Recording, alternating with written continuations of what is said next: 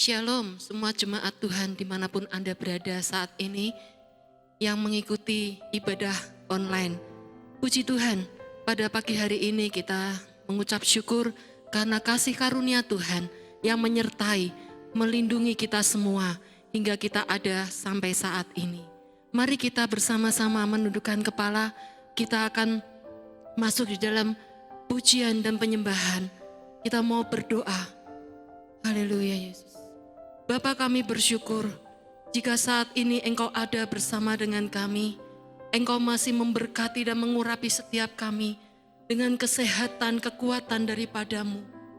Tuhan, pada pagi hari ini kami rindu menyukakan hati-Mu Bapa, lewat setiap ibadah-ibadah kami, lewat setiap pelayanan kami Tuhan. Dan biarlah Bapa, Engkau sendiri yang terus bekerja dalam setiap kehidupan kami. Seluruh jemaat-Mu dimanapun mereka berada saat ini, Engkau berikan kekuatan, Engkau berikan kesehatan dalam kehidupan kami semua.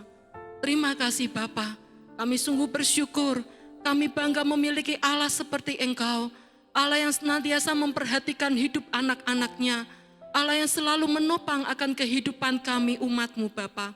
Terima kasih Bapa, kami mengucap syukur, dan biarlah Bapa pada pagi hari ini, kami boleh bersuka cita di hadapan-Mu. Terpujilah nama-Mu Tuhan. Di dalam nama Tuhan Yesus, mari kita yang percaya bersama-sama katakan, amin. Mari kita naikkan pujian, di mana Tuhan yang menjadi kekuatan kita, Allah yang menjadi batu karang kita, Dia kota benteng yang teguh. Kau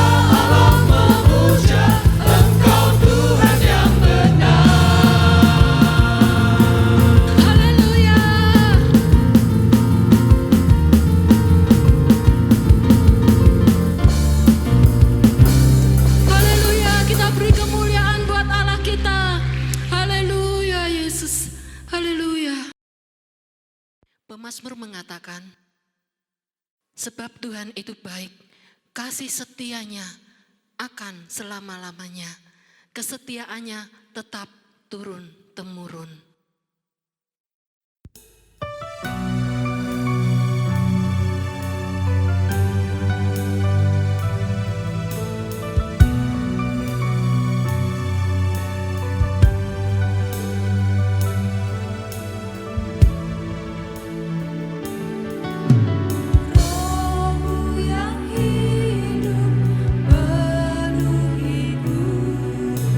Mengalir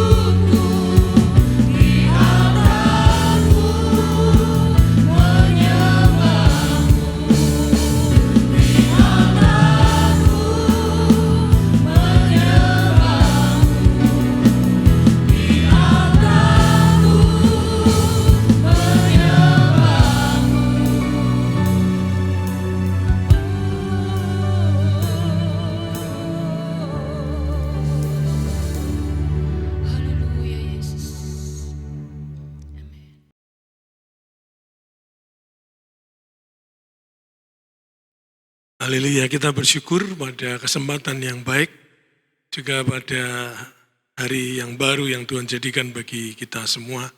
Kita boleh kembali beribadah dimanapun saudara berada, baik di rumah masing-masing atau dimanapun. Mari kita ikuti anugerah dan pertolongan Tuhan yang memungkinkan saudara dan saya yang juga bisa menyembah, berbakti, walaupun pada tempat-tempat yang berbeda. Tapi kita memuji nama Tuhan, karena selalu ada rahmat yang baru, anugerah yang baru, dan berkat yang baru. Hari ini kami memasuki minggu pertama dalam bulan yang baru, bulan yang kelima atau bulan Mei tahun 2020. Mari saudaraku, kita merenungkan sejenak anugerah firman Tuhan yang diambil dari Mazmur. Mazmur itu pujian, nyanyian pujian. Mari kita lihat Mazmur 142. Mazmur 142. Nyanyian pengajaran Daud ketika ia ada dalam gua. Di dalam sebuah gua. Dengan nyaring aku berseru-seru kepada Tuhan. Dengan nyaring aku memohon kepada Tuhan. Aku mencurahkan keluhanku ke hadapannya. Kesesakanku kuberitahukan ke hadapannya. Ketika semangatku lemah lesu di dalam diriku, Engkaulah yang mengetahui jalanku, di jalan yang harus kutempuh. Dengan sembunyi mereka memasang jerat terhadap aku. Pandanglah ke kanan dan lihatlah, tidak ada seorang pun yang menghiraukan aku. Tempat pelarian bagiku telah hilang. Tidak ada seorang pun yang mencari aku. Ayat yang ke-6, aku berseru-seru kepadamu ya Tuhan. Kataku, Engkaulah tempat perlindunganku. Bagianku di negeri orang-orang hidup. Perhatikanlah teriakku, sebab aku telah menjadi sangat lemah. Lepaskanlah aku daripada orang-orang yang mengejar aku, sebab mereka terlalu kuat bagiku. Keluarkanlah aku dari dalam penjara untuk memuji namamu. Orang-orang benar akan mengelilingi aku apabila engkau berbuat baik kepadaku. Berbahagialah saudaraku yang mendengar firman Tuhan, yang menyimpan dalam hatinya dan melakukan dalam kehidupannya. Haleluya. Saya ingat sebuah lagu Set My Spirit Free. Itu bagus ya. Bebaskan rohku. Set my spirit free. Dalam terjemahan yang lain, itu beberapa terjemahan mengatakan, bebaskanlah jiwaku. Ya. Bukan sekedar keluarkanlah aku dari dalam penjara, tapi bebaskanlah jiwaku. Set my spirit free. Sehingga dikatakan, bebaskanlah untuk memuji namamu. Set my spirit free. That I may praise thee, that I may worship thee. Luar biasa. Kalau jiwa kita dibebaskan, kita bisa menyembah Tuhan, memuji Tuhan. That I may praise thee, that I might worship thee. Nah hari ini saudaraku, kita melihat kesempatan yang besar. Dan Daud yang ada di dalam pengejaran musuh pada waktu itu, dikejar-kejar oleh sebetulnya ya itu kolega sendiri, itu Raja Saul. Ya. Maka peristiwa di dalam gua ini sungguh merupakan pelajaran. Kan dikatakan tadi nyanyian pengajaran. Di Bali pernah tinggal seorang wartawan Amerika Serikat, seorang wanita, itu pada tahun-tahun proklamasi 1945-an gitu ya. Entah berapa lama wanita kulit putih ini wartawan Amerika tinggal di sana dan diangkat anak oleh seorang raja di Bali. dan diberi nama Ketut Tantri. Tapi karena dia ikut berjuang ya melawan penjajah yang mau kembali menghambat dan menghalangi proses kemerdekaan negara kesatuan Republik Indonesia, maka wanita wartawan Amerika ini yang bernama Ketut Tantri dipenjarakan. Nah, di dalam penjara dia bilang, kita bisa pilih di dalam penjara itu kita lihat di bawah lumpur atau lihat di langit bintang. Ya, tergantung kita. Mau lihat keadaan kita yang naas, yang menyedihkan, atau mau lihat harapan di langit, ada bintang-bintang di langit. Jadi ketika itu dia lihat tidak ada satupun yang bisa dia andalkan. Di bawahnya lantai itu bukan lantai, saudaraku, tapi batu merah. Jadi dia ambil potongan-potongan kertas, dia gambar pakai batu merah tadi, model-model kartu 41 itu. Ada clover, ada heart, hati, ada jubin gitu ya. Model jubin itu, ya ada waru, ya, dia bikin sendiri dari cat dari batu merah. Dan disitulah dia menghabiskan waktunya. Selain dia percaya satu kali dia akan bebas. Dan betul ketika diplomat-diplomat Amerika Serikat kemudian tahu bahwa Ketut Tantri ditahan di sana, di penjara oleh penjajah. Saya rasa itu ada peralihan antara sekutu dengan Jepang. Dan Ketut Tantri dibebaskan. Tapi pelajarannya bagus kalau kita ada di dalam tekanan seperti itu. Seperti hari-hari ini kita dikungkung oleh depresi mungkin. Bahkan tekanan-tekanan dari pihak kawan-kawan sendiri. Bisa jadi membuat kita lemah. Tadi Daud bilang, aku sudah sangat lemah. Aku terkurung. Tapi dia berseru, set my spirit free. Set my spirit free. Bebaskan jiwaku, bebaskan rohku. That I may praise thy name. Sehingga aku bisa memuji namamu. Tema kita adalah praise and worship setiap minggu pertama. Dan hari ini kita dihadapkan ya satu peristiwa yang baik. Nyanyian pengajaran. Dan di situ ada pengajaran pengalaman kemenangan. Seperti Ketut Tantri tadi. Ya, selalu memandang harapan. Selalu merindukan harapan. Hari-hari kita tidak tahu akan berlaku sampai kapan. Kita berseru-seru kepada Tuhan, pasti.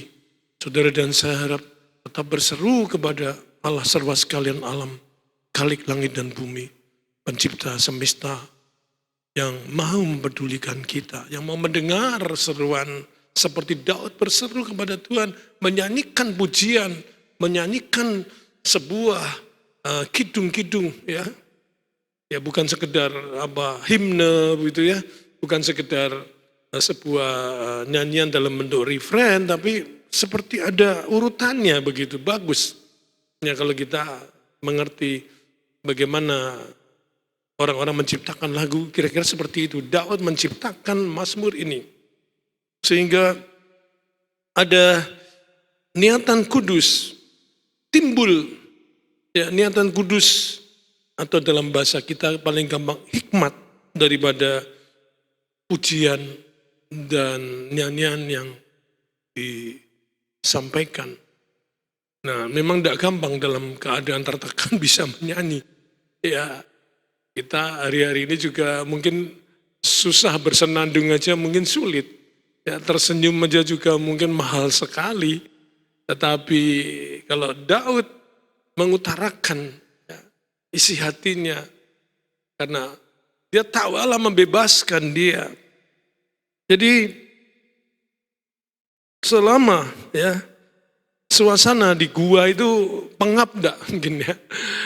Ya enggak enak, tapi disitulah justru Saul atau Raja Saul masuk ke dalam, dia mau membuang hajat. Nah Daud dan kawan-kawan ada di belakang gua itu. Adulam itu nama sebuah kota. Artinya pengadilan bagi banyak orang. Nah gua itu bukan gua diberi nama Adulam sih, bukan, tapi gua itu terletak di daerah Adulam gitu. Jadi gampangnya disebut gua Adulam. Dan hari itu Saul sedang ya mungkin tahu bagaimana, akhirnya dia tertidur dia pulas, terlelap, kelelahan. Nah disinilah luar biasa. Ya, sebuah nyanyian pujian yang membuat satu pengalaman bagi orang yang terbelenggu, pengalaman bagi orang yang benar-benar sudah katakan habis, ya entek dalam bahasa kita. Tapi masih bisa ya, masih bisa lutut itu diangkat, masih bisa tegak berdiri karena ada sesuatu yang lain. Ada pengaruh yang besar yang Tuhan mau umatnya belajar dari nyanyian seperti ini, ujian seperti ini.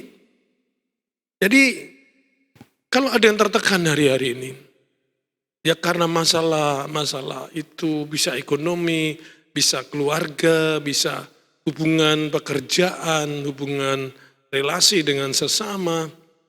Susah memang ya. Kita belum tentu bisa mengandalkan orang yang paling dekat dengan kita. Raja Saul begitu getolnya untuk membunuh Daud. Sehingga pada waktu yang seperti ini, kita bisa melihat ada sesuatu yang indah. 1 Samuel 22 ayat 1, supaya saudara yakin,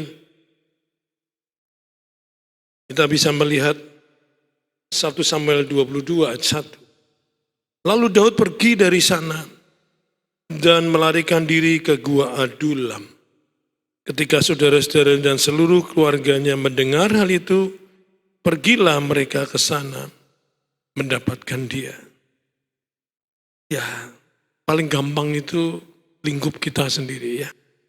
Tadi ayat yang kita baca, ya, ayat yang terakhir dari Mazmur 142 itu kalau Tuhan, ya, kalau engkau berbuat baik kepadaku, ya, sebetulnya itu bukan akhirnya, tapi juga merupakan bagian dari pergumulan Daud. Dan saudara-saudaranya ke sana. Ya, dikatakan keluarganya ke sana, termasuk ayahandanya. Ketika dikejar-kejar dalam kesulitan seperti itu, pemuda yang bernama Daud ini ada pertolongan dari Tuhan. Dan kalau kita tahu seperti apa hati seorang pemuda seperti orang yang namanya Daud, Tuhan bisa bekerja dengan manis. Kalau hari ini kita belajar, semua yang berjiwa muda, semua anak-anak yang masih mengalami kemudaannya, semua keluarga masih mengalami kekuatan kemudaannya, coba perhatikan benar. Ya, bagaimana Allah bisa memakai, Allah bisa memberikan prioritas. Sehingga dikatakan, apabila engkau berbuat baik kepadaku, maka orang-orang benar mengelilingi aku. Haleluya. Kalau sudah diberkati pasti banyak orang di sekitar Anda. Tuhan mengirimkan uluran kasih-Nya, Tuhan mengirimkan uluran tangannya, Tuhan mengirimkan perhatian, anugerah dan kasih karunia. Pasti banyak orang yang mengelilingi kita. Demikian dengan Daud, akhirnya walaupun dia dikejar-kejar tapi masih ada support dari keluarga. Ini penting, jangan abaikan keluarga. Manusia bisa mati. Saya ulangi, manusia bisa mati, tetapi keluarga tidak bisa mati. Itu indah sekali. Dan keluarga itu menguatkan. Saudara mengerti maksud saya, keluarga tidak bisa mati. Hari-hari ini dilarang mudik, tapi orang tetap memaksa mudik.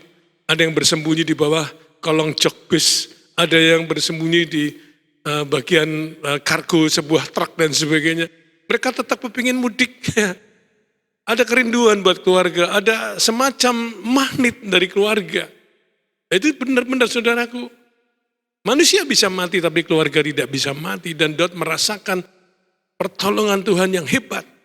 Pada waktu kepepet, pada waktu terdesak. Saya tidak tahu hari ini mungkin kita tidak di penjara, tidak ada di dalam buih. Tapi kita dipenjara oleh ego kita sendiri. Rasa superior yang merasa diinjak-injak oleh orang lain. Kita merasa terhina. Sehingga kita terpenjara oleh perasaan kita, ego kita. Ya, kepentingan dan kecintaan pada diri sendiri, selfish, ya, mementingkan diri sendiri dan sempat dimusuhi orang-orang. Nah, mari saudaraku, kita kembalikan ya. Bagaimana Allah mau bekerja. Dalam Kisah Para Rasul pasal 13 ayat 22, ya itu bagus sekali. Tuhan bilang begini, aku telah mendapatkan seseorang yang berkenan di hatiku dan yang selalu melakukan segala perintahku. Ketika Allah menolak Raja Saul, ketika sudah tidak ada lagi ya sesuatu yang bisa dipakai untuk mensupport Raja Saul, Tuhan saya menemukan seorang yang bernama Daud. Dan Tuhan bilang, aku menemukan seseorang yang berkenan di hatiku.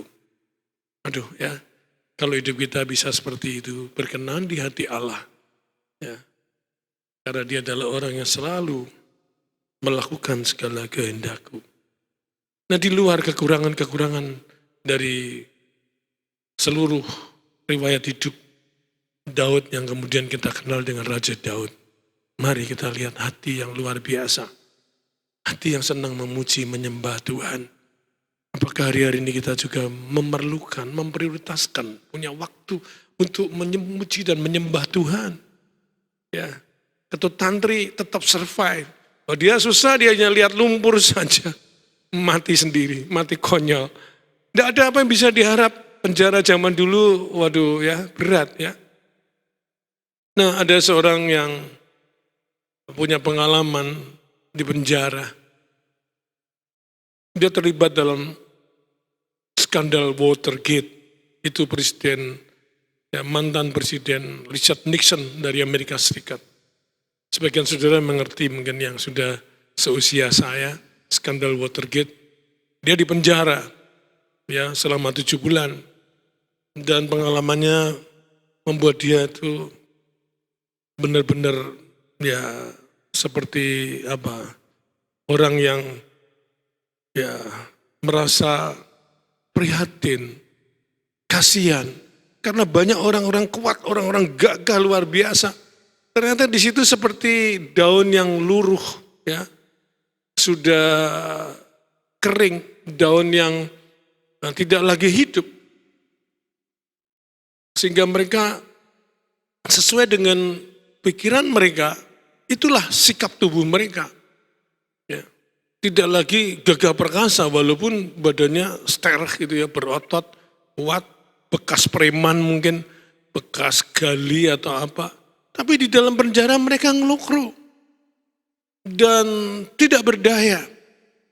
Sebab itulah orang ini kemudian dia menjaga betul-betul dirinya. Setiap ada kesempatan dia selalu berlari-lari cepat. Ya. Dia memelihara kesehatannya.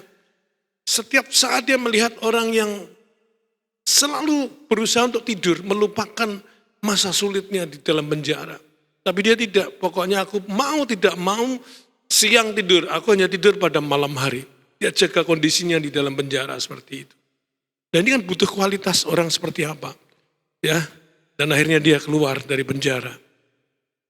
Orang yang menjadi kepercayaan dari mantan presiden Richard Nixon di Amerika Serikat. Saya lupa presiden yang keberapa itu. Tapi skandal itu terkenal, skandal Watergate. Dari pengalaman di penjara itu, dia melihat orang hanya bisa survive kalau dia mau terus melihat kesempatan, harapan, dan bintang di langit, bukan melihat lumpur di bawah. Bukan melihat kotoran di dalam penjara. Tapi masih bisa berharap. 7 bulan dia lakoni di dalam penjara. Nah, Daud, saudaraku, punya kualitas yang luar biasa. Sehingga Allah senang sekali. Seorang yang berkenan di hatinya. Nah, dalam masalah ini, saudaraku, ya ada pengalaman yang indah. Pada waktu tadi Raja Saul mengejar-ngejar Daud. Dalam 1 Samuel 24 ayat 1 sampai 4 dikatakan begini. 1 Samuel 24 ayat 1 sampai 4. Daud pergi dari sana, lalu tinggal di kubu-kubu gunung di En-Gedi. Ketika Saul pulang sesudah memburu orang Filistin, diberitahukanlah kepadanya demikian. ketahuilah Daud ada di padang gurun En-Gedi. Kemudian Saul mengambil 3.000 orang yang terpilih dari seluruh orang Israel, lalu pergi mencari Daud dan orang-orangnya di gunung batu kambing hutan. Ia sampai ke kandang-kandang domba di tepi jalan. Di sana ada gua dan Saul masuk ke dalamnya untuk membuang hajat. Tetapi Daud dan orang-orangnya duduk di bagian belakang gua itu. Saudara bisa bayangin. Aduh ya, antara maut dengan kehidupan itu hanya tinggal ya sedikit banget ya. Daud mati dibunuh Saul, atau Saul mati dibunuh Daud. Karena Saul masuk ke gua, dia tidak tahu kalau Daud dan kawan-kawan ada di belakang bagian gua. Ya. Nah kadang-kadang kita berpikir, ya kalau boleh mengambil kesempatan dalam kesempitan, kita belajar Daud tidak seperti itu. Mengambil kesempatan dalam kesempitan, ya. Tetapi taat dan takut kepada Tuhan.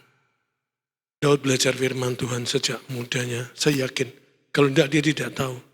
Ya. Ada ayat-ayat yang mengatakan, ya, jangan usik orang yang kuurapi. Jangan usik orang yang kuurapi. Dan Daud menyesal karena sebetulnya dia bisa membunuh Raja Saul. Teman-teman bilang, inilah saatnya. Saudara bisa baca nanti dalam 1 Samuel 20. Inilah saatnya. Habisi musuhmu itu.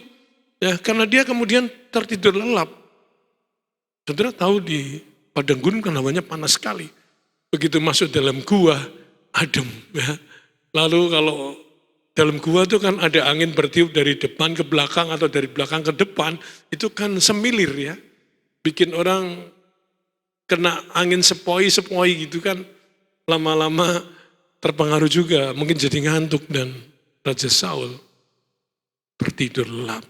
Itulah saatnya Daud kemudian memotong puncak bajunya, puncak jubahnya Raja Saul, tapi hatinya berdebar-debar. Nyesel bukan main. Itu kalau orang takut sama Tuhan. Sensitif, peka. Ketika nyanyian pujian dinyanyikan, saudaraku, kalau kita sungguh-sungguh menyembah Tuhan dalam roh dan kebenaran, hati kita terbuka, ada hikmat yang diberikan. Daud tidak berani membunuh orang yang diurapi Tuhan. Dari mana dia tahu kalau dia tidak belajar firman Tuhan? Kalau kita belajar firman Tuhan, ya kita tahu Allah Maha Pengasih dan Penyayang.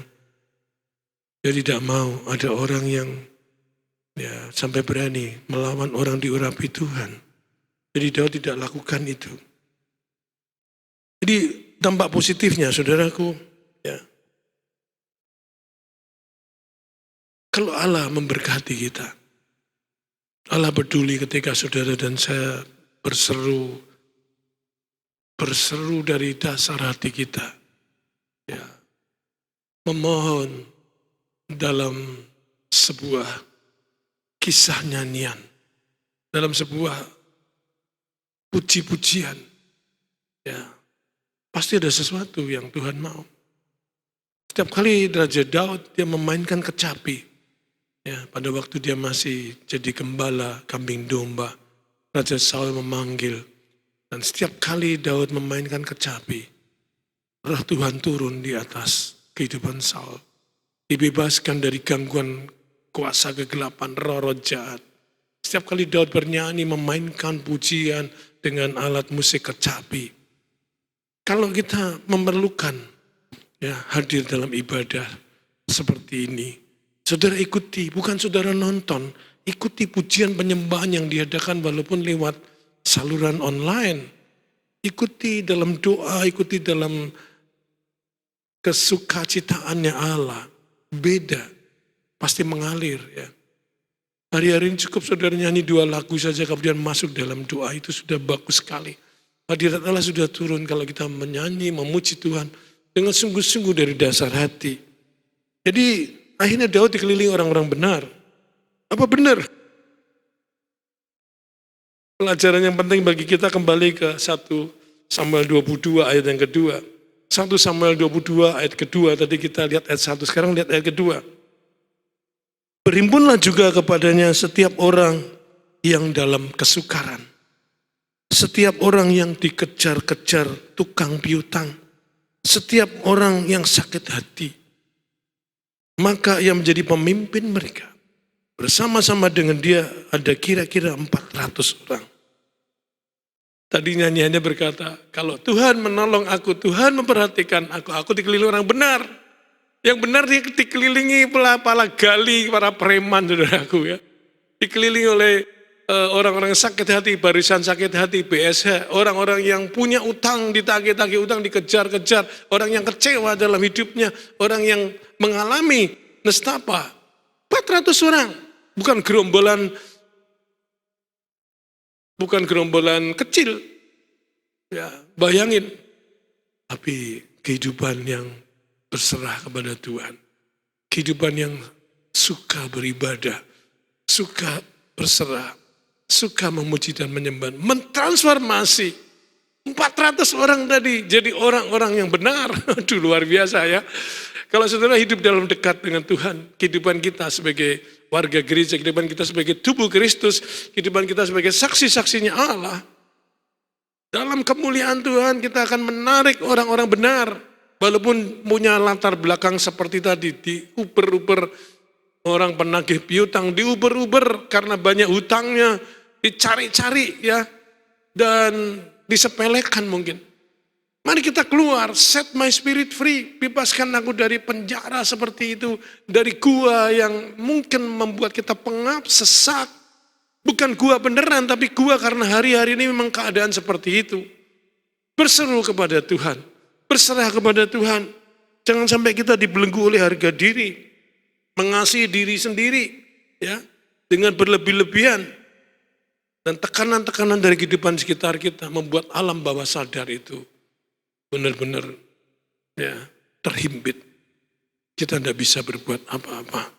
Berbahaya sekali. Ya. Tapi kalau saudara dan saya punya Allah yang hidup, Tuhan buat kita legowo, mempunyai hati yang mengasihi, mempunyai hati yang mengampuni seperti Daud. Dia bisa sekali tusuk, habislah Raja Saul. Matilah Raja Saul, sekali kali tusuk. Dia cuma potong ujung jubahnya saja. Ya, karena orang waktu itu memakai seperti mantel pak, memakai jas dan ada overcoatnya, dan itulah yang dipotong ujungnya. Satu kali tusuk selesai, tapi tidak seperti itu.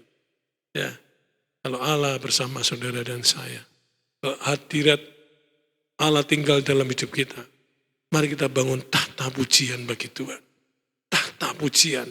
Dan Roh Kudus, Roh Allah bersemayam. Tahu saudara artinya bersemayamnya? Ya, bertahta, diam dan tinggal bersama kita. Maka sesuatu seperti apa nyanyian pengajaran, kita bisa mempunyai banyak pengaruh yang besar. Orang-orang benar akan ada di sekitar kita.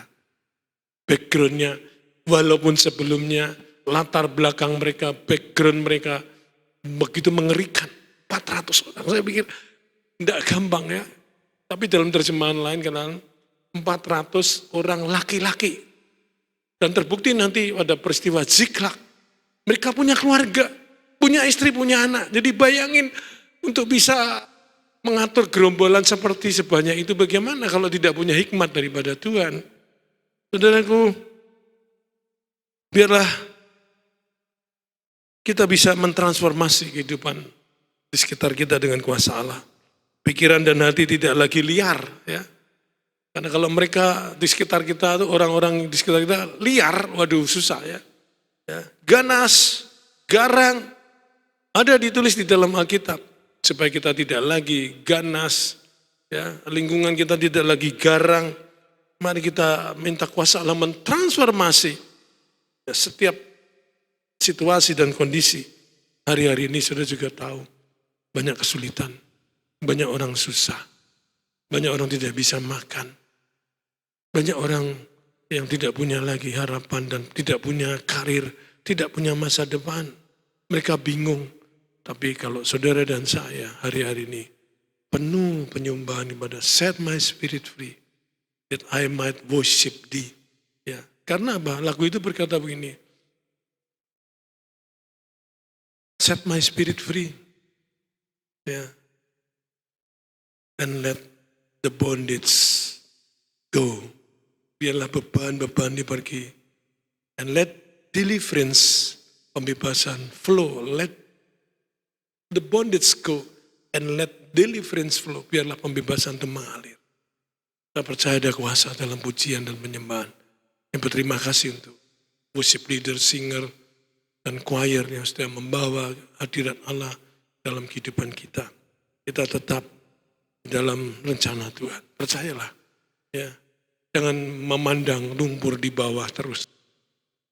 Ya, percaya masih ada kuasa, masih ada kedaulatan, masih ada kelebihan daripada semuanya yang masih mempersilahkan saudara dan saya mengakses, datang kepada Tuhan, berseru kepadanya dalam kesederhanaan mungkin seperti Daud, ya, ya bukan dengan mengandalkan kegagahan, kemudahan kita, tapi percaya bahwa ada perlindungan, ada pertolongan, penyerahan total kepada Dia. Set my spirit free, bebaskan rohku Tuhan. Mari kita berdoa. Bapa, biarlah kami melihat kuasa-Mu menyingkirkan beban-beban kami. Let's all bondage go. Biarlah beban-beban kami pergi. Dan let the deliverance flow. Biarlah pembebasan itu mengalir. Haleluya. Terima kasih Bapa. Kami percaya Engkau punya kuasa membebaskan kami, menghidupkan roh kami, membuat kami dikelilingi orang-orang benar ketika Engkau melawat kami, ketika Engkau mengasihi kami, ketika Engkau peduli kepada kami. Berkati umat-Mu yang hari ini belajar dari firman-Mu. Berkati firman-Mu Tuhan, sehingga kami tidak terus terpuruk, kami tidak terus putus asa, tapi kami punya asa, punya harapan kepada-Mu saja. Dan Kau mendengar, mempedulikan kami ketika kami berseru kepada-Mu, Allah semesta alam, Khalik langit dan bumi. Terima kasih untuk hari ini, kesempatan hari ini. Bapa, lindungi umat-Mu, lindungi bangsa dan negara kami, lindungi gereja kami, lindungi keluarga kami. Dan kami percaya, jika kami berseru kepada-Mu, Engkau membebaskan jiwa kami, Engkau membebaskan roh kami, Engkau membebaskan kami dari segala aib, belenggu, dan apapun juga yang menghalangi kami menikmati rahmat-Mu, menikmati berkat-Mu. Terima kasih Bapa. Serahkan Tuhan firman-Mu. Hamba-Mu boleh berhenti sampai di sini. Tapi Roh Kudus tetap bekerja dalam hati kami masing-masing. Kami serahkan, kami kembalikan semua hormat, pujian, syukur, dan kuasa kepada-Mu. Yaitu di dalam nama, di atas segala nama, nama Tuhan kami, nama Tuhan Yesus Kristus. Haleluya. Amin.